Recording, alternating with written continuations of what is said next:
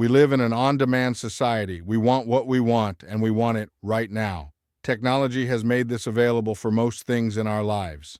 Unfortunately, soccer development is not one of those things. Soccer development for our kids takes their entire youth lifespan. Peak development for soccer players usually happens in mid to late 20s. As parents living in a microwave society, we often expect our kids at younger ages to look like miniature versions of the players we see on TV. We want our kids to be winners. We want to see our 10 and 11-year-olds matriculate the ball down the pitch with 1 and 2 touch precision. When the striker takes the shot, we want our keeper to make that highlight reel save.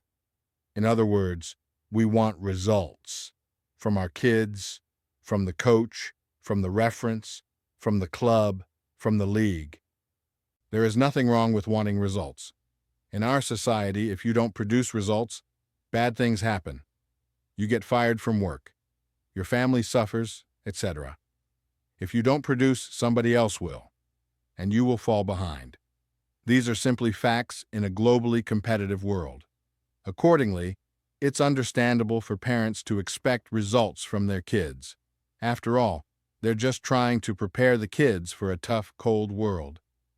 This relentless focus on results drives a lot of the negative issues affecting youth soccer. Focus on winning at young ages, kids at 9 and 10 only getting small amounts of playing time. Referee abuse, 7 and 8-year-olds traveling across the country for tournaments. Focus on rankings for U10 players, etc. You may be thinking, how do you know if you're getting your money's worth if results don't matter? I'm not saying results don't matter, far from it. When it comes to soccer development for your child, results do matter, but they shouldn't be the focus. The focus for soccer parents should be on the process of your child's soccer development. Of course, focus on the process has become almost a cliché in the sports world. Nonetheless, it is a necessary aspect of soccer development. What do I mean by focus on the process? It starts with selecting a club that has the kid's interest at heart. Yes, they do exist.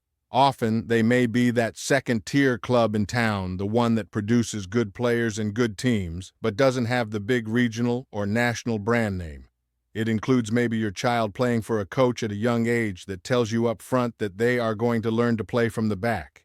All the kids will get at least a half-game playing time. The kids will play all different positions throughout the season. And yes, because of these things, they may lose some games they may have otherwise won. It takes patience to focus on the process. It's not easy to do, but guess what happens when you as a soccer parent exercise patience? Your blood pressure lowers. The ride home from games get easier. The parent/coach relationship gets better. You don't dwell on your kids' miscues. You look at them as stepping stones to success. You start to notice the small everyday wins that your child has, and use those to bolster his or her confidence. The best thing that happens when you exercise patience is that one day, when you least expect it, you start to see results, which is what you wanted all along. That is the power of patience.